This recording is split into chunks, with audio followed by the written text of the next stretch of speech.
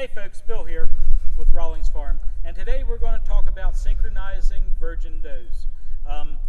We used a synchronization process where we implanted cedars, and then 14 days later we removed the cedars, and we got Solomon here at the farm with us, so he's making his own racket. But we implanted cedars. 14 days later, we removed the cedars, and then we gave them a shot of Lutalyse. So if you watch to the end, you're going to find out that everything looks better on paper than what really happens on the farm, so stay tuned. Okay, so the first step in the synchronization process is to insert these easy breed cedars into the vaginal cavity of the goat. So we got some hot soapy water here to clean our applicator after every doe. We have the cedars, and I have some towels to clean off the vulva so we don't take any feces or any foreign materials into the vaginal cavity. So I'll put this in here, and we'll get a little bit of water. We're going to come over here and wash the vulva. Just want to hold the tail up and kind of scrub it, make sure that there's no dirt in there. So here's one of the cedars. It has these little wings on it that kind of holds it into the vaginal cavity. So we're just going to put that in the gun like this, and we're going to fold them up. It is good precaution to wear gloves. Unfortunately, I don't have any. So, and I'm going to show you this right now. Each cedar has a string on it, and this is what you use to take it out. But it has a little tip, so you might want to clip that off after you get it in, so one of the other goats doesn't see it and bite a hold of it and pull it out. So we have the cedar in the gun, and we're going to take and we're going to put a little bit of lube on it to help it travel into the cavity, vaginal cavity, smoothly. So we're just going to hold her tail up.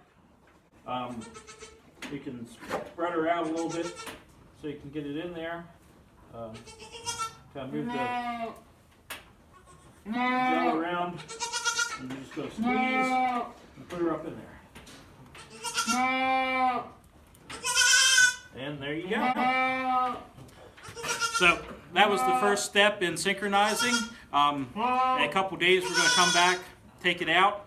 Okay, so fast forward 14 days later, it's March the 16th, and it is time to pull the cedars and give them some Lutalyse. So we have a 6cc syringe and a bottle of Lutalyse. I've gotten mixed information. Some people say 3 cc's, some places say 2. So I guess we'll try 2.5 just to be safe. And then I like to use a bucket when I'm pulling cow cedars or goats, just so I have a place to put the cedars so I don't have to pick them up later. We're going to get the first doe in the chute here. It's just an old scale, but it's going to be sufficient to give her a shot. The Lutalyse goes intermuscular, so we're just going to give it right into the muscle on the neck and pull out the cedar and put her in with a buck. Okay, so I've just pulled out the first dose of Lutalyse, and you're going to want to, if you're a female, you want to use gloves. You want to use extreme caution because they say that females shouldn't get the Lutalyse on them because of the hormones. So just be very careful of that. But we're just going to give it in the neck here. I'm just going to hold on to the horns a little bit, put it in the neck, and inject it.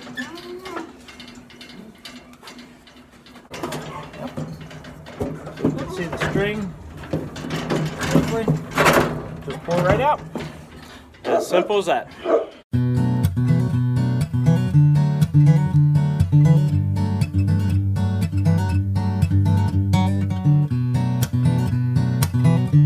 So we got the first group of 3 in. We're going to do another group of 3 for another young buck, and then we're going to do the rest of them for our one of our main herd sires. And we didn't want him to have too many, so that's why we're putting 3 or 6 of them in with these other 2 bucks, just so he doesn't get overworked because everyone's going to come in within a day or two, maybe 3. So we don't want him to get strung out too thin and start missing does or not breeding them all. So we want to get the best bang for our buck.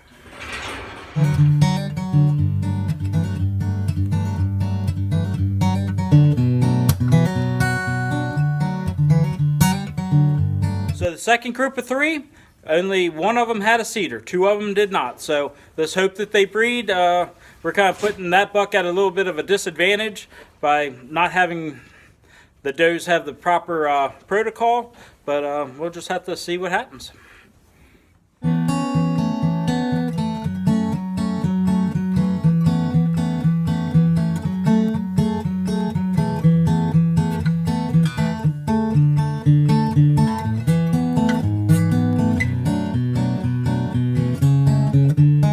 Interrupt the Lutalyse and pulling the cedars to do a breeding soundness exam and put a marking harness on, because the billy goat decided that he wanted to get in the chute and he didn't want to wait his turn.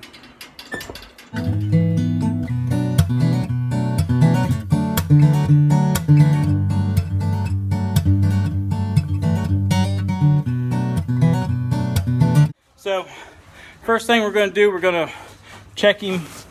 He's got a little bit of bristly hair, but I think it's just him shedding out because he's pretty good on the side. So just check his eyes, and if we can see in there, he's pretty red, so I don't think he needs wormed.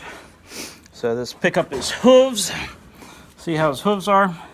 I think I'm gonna give him a little bit of a trim job, and I'm kind of new to this, but it's something that I need to learn more about. And one of the big things is to check the testicles, make sure that they're firm.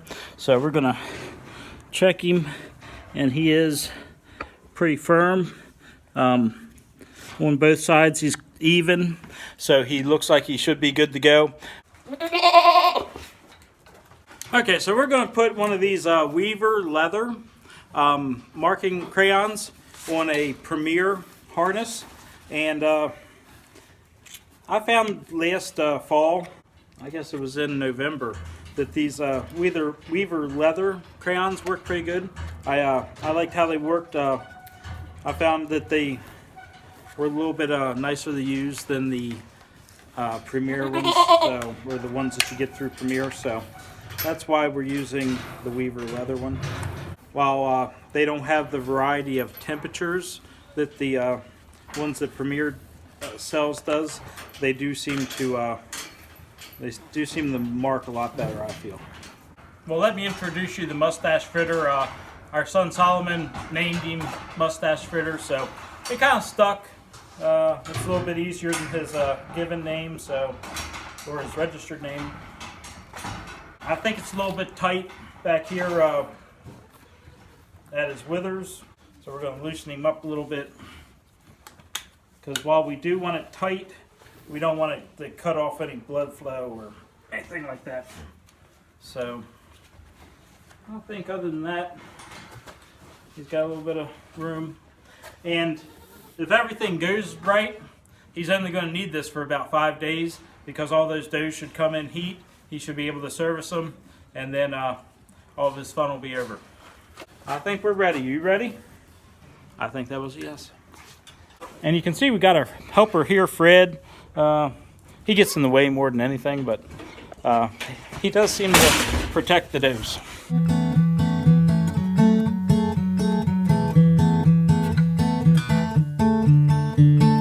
So there are the cedars that we pulled out, 11 out of 17. We can add a cedar to that total, so it's 12 out of 17, because I forgot that I put this lady in the barn, and she still has hers. So there we go. So 12 out of 17, a little bit better, but not perfect.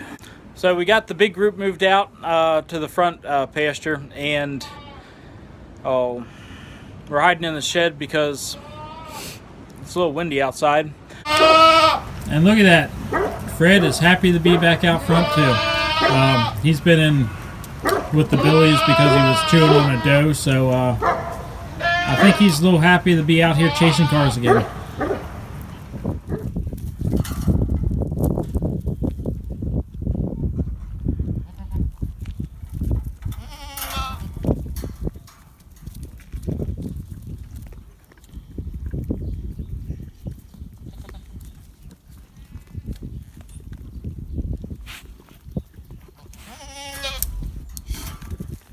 Here is evidence of one of the does coming in heat, and you can see a young buck that doesn't quite know what he's doing. But the flagging in the tail, you'll see her move her tail. That's kind of a telltale sign that she's in heat, and she's kind of trying to get the buck's attention. It's day 4, and things aren't going as planned. The does don't have any blue marks on them. I noticed this last night on day 3.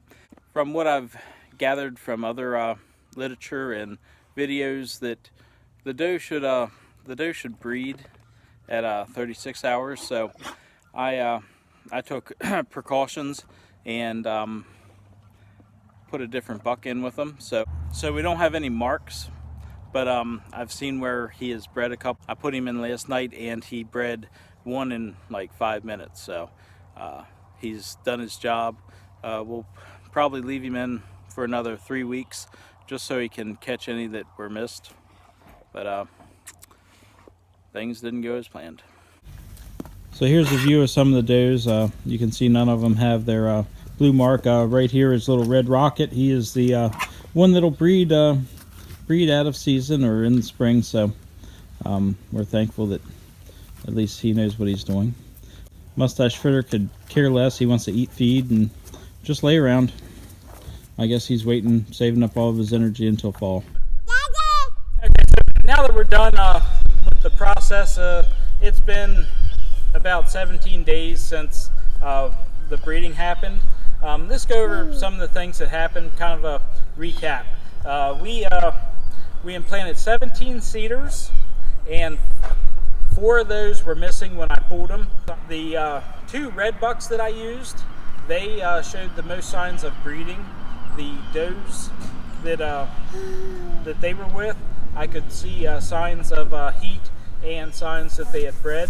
While our good old buck up here, Mustache Fritter, he just looked at the girls. He didn't have much desire to breed, and it's just a seasonal thing. We're getting in the spring, the days are getting longer, and he just he didn't have the libido to breed, so we're going to have to wait until the fall to use him, because he doesn't want to breed this summer.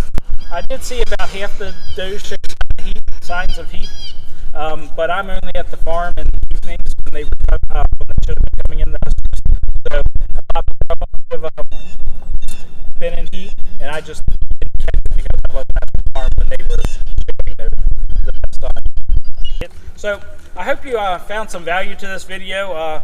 It's not perfect. I'm not perfect. I don't claim to know everything about farming, and I'm not an expert in goats. I do like trying new things, and I read a bunch about how to synchronize the does and using Lutalyse to get them to come in heat, but I might have been about a month too late when I tried this, because the days were getting too long for him to breed. But hopefully, our red buck right back here, hopefully he produces some babies. He was in here with about 12 does. So if we have 6 of them conceive and 6 of them have kids in August, then I'll be happy. This was an experiment. Next year I'll probably try to breed them in February, so we have a better success rate. So I hope you found this video helpful. If you liked it, please hit, and haven't subscribed yet, please hit the subscribe button, and I'll see you next time.